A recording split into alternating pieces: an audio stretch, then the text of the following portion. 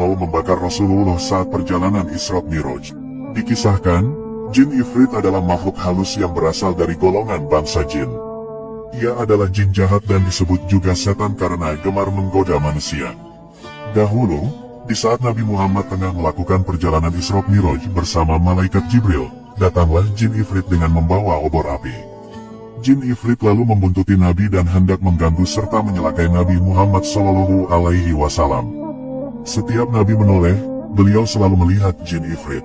Malaikat Jibril lalu berkata kepada Nabi, "Maukah kau kuajari doa yang apabila kau baca, maka obornya jin Ifrit akan padam dan masuk ke mulutnya?" Nabi berkata, "Ya, baiklah."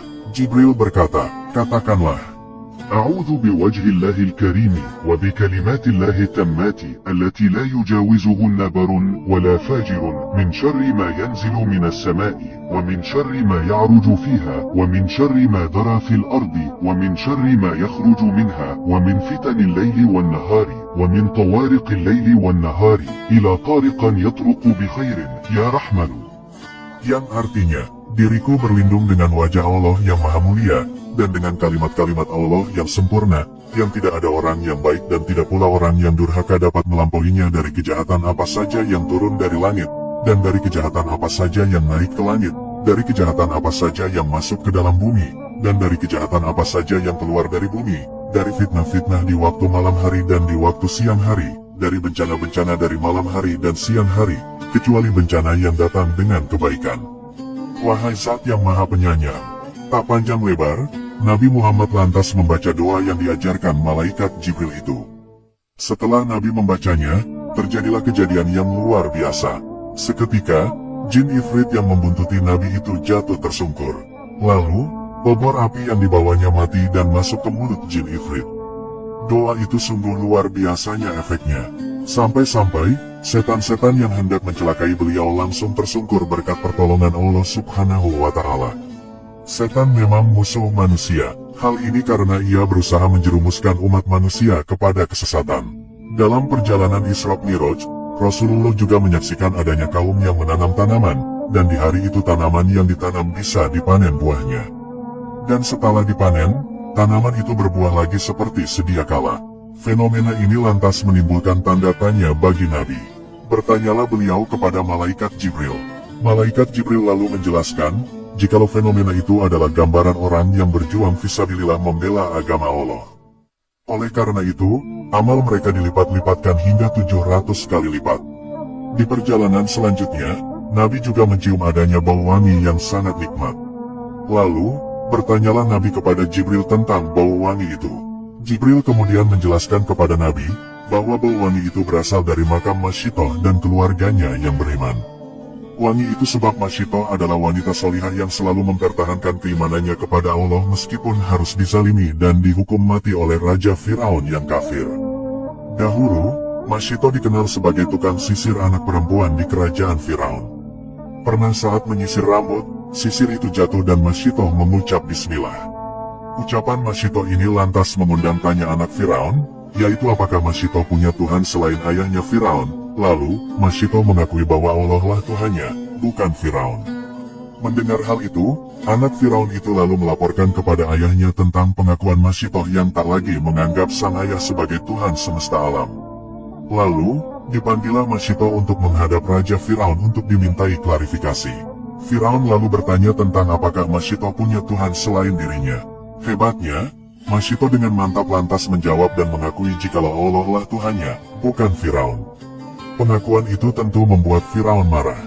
Firaun lalu memberikan pilihan kepada Masyitoh, yaitu, tinggalkan agamanya lalu mengakui Firaun sebagai Tuhan, atau dihukum mati. Masyitoh lalu memilih dihukum mati daripada melepas keimanan demi kenikmatan dunia yang fana. Pilihan Masyitoh lalu dikabulkan Firaun. Firaun lalu memerintahkan pasukannya untuk menyediakan wajan besar berisi air, lalu diletakkan di atas tungku api. Wajan itu lalu dipanaskan hingga mendidih. Ketika sudah siap, Masyitoh dan keluarganya lalu diceburkan ke dalam wajan mendidih itu hingga kesemuanya meninggal dunia. Kisah Masyitoh dan keluarganya itu memang sungguh bikin mata nangis, namun, meskipun mereka wafat dalam kondisi terzalimi, tetapi Allah menggantinya dengan surga. Bahkan hebatnya lagi, Makanya sangat wangi saat dicium Rasulullah ketika Isra Mi'raj. Di perjalanan selanjutnya, Nabi juga melihat adanya penampakan menyedihkan. Terlihat ada sebuah kaum yang kepalanya dibenturkan ke batu hingga membuat kepala mereka pecah. Namun setelah pecah, kepala mereka balik normal lagi. Lalu kepala mereka kembali dibenturkan hingga pecah lagi. Kejadian itu berlangsung berulang-ulang tanpa henti. Jibril lalu menjelaskan kepada Nabi, bahwa penampakan itu adalah gambaran asap yang akan diterima orang-orang yang tak mau melaksanakan sholat 5 waktu dan juga sering mengakhir-akhirkan waktu sholat. Di perjalanan selanjutnya, Nabi melihat adanya orang-orang yang menghadap 2 daging. Satu daging dalam kondisi mentah dan busuk, sedang satunya lagi telah matang. Orang-orang itu lalu malah melahap daging mentah dan busuk ketimbang memakan daging yang sudah matang. Jibril lalu menjelaskan kepada Nabi, jikalau penampakan itu adalah gambaran umatnya yang sudah punya istri, tapi malah mendatangi pelacuran. Dan, penampakan itu juga gambaran wanita yang sudah punya suami halal, tetapi malah selingkuh dengan lelaki lain. Di perjalanan selanjutnya, Nabi melihat adanya kayu yang melintangi tengah jalan sehingga apapun yang melaluinya pasti akan tersobek.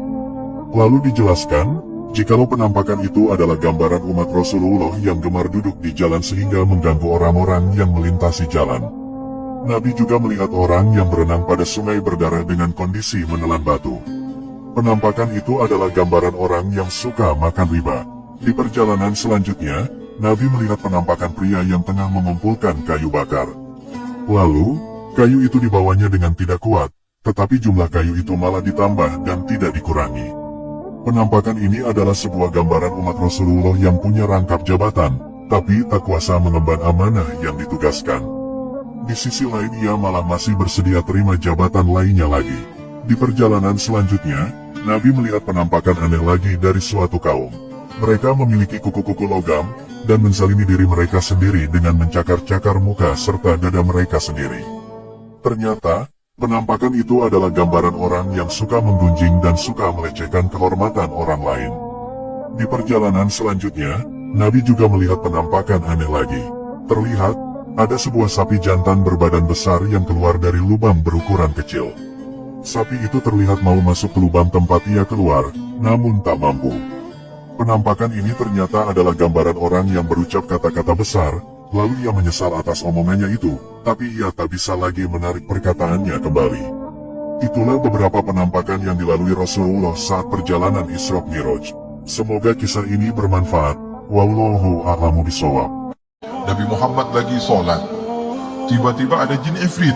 Tahu jin Ifrit? Jin yang dibangga-banggakan pada zaman Nabi Sulaiman.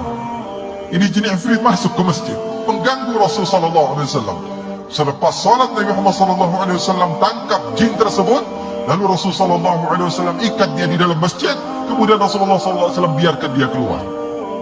Sahabat bertanya, "Ya Rasulullah, apa yang kau lakukan ya Rasulullah?" Apa kata Rasulullah? Perhatikan akhlak baginda Rasul sallallahu alaihi wasallam. Perlu kita contoh. Apa kata Rasulullah? Rasulullah mengatakan, sesungguhnya aku tadinya mau ngikat, kemudian aku mau jadikan dia adalah tontonan bagi para sahabat, kemudian aku ingin jadikan dia permainan anak-anak kecil di kota Madinah. Tapi kata Rasulullah, tapi kenapa kata sahabat? Tapi saya jaga perasaan sahabat saya Nabi Sulaiman. Kenapa wahai Rasulullah? Nabi Sulaiman pernah berdoa, "Ya Allah, Ya Allah, berikanlah aku kerajaan yang mana kerajaan tersebut tidak akan pernah didapat oleh orang-orang setelahku." Nabi Muhammad SAW takut menyakiti hati Nabi Sulaiman. Ifrit di zaman ini, saya rasa tidak ada yang bisa menaklukkan. Sampai sekelas tukang santet yang paling hebat pun, saya rasa tidak ada yang bisa menaklukkan Ifrit. Kalaupun ada, sama si tukang santetnya itu yang dikerjain sama Ifrit. Bunuh anakmu, zinahi ibumu, zinahi anak perempuanmu, injak-injak mushaf Quran, paling disuruh gitu. Tapi sama Nabi Sulaiman, Ifrit takut. Dia membangkang, sudah siap malaikat yang membawa cambuk untuk cambuk dirinya sampai hancur dan mati. Makanya tidak ada yang berani saat itu. Jin-jin itu durhaka sama Nabi Sulaiman alaihissalam. Itu mujizat. Makanya Ibnu Taimiyah rahimahullah ta'ala mengatakan, tidak ada orang setelah Nabi Sulaiman yang bisa menaklukkan jin secara gratis. Jin yang tingkatannya tinggi, tidak ada yang taklukan sama mereka secara gratis. Yang ada kadang-kadang jin itu akan menyerang dirinya sendiri, keluarganya, atau hartanya.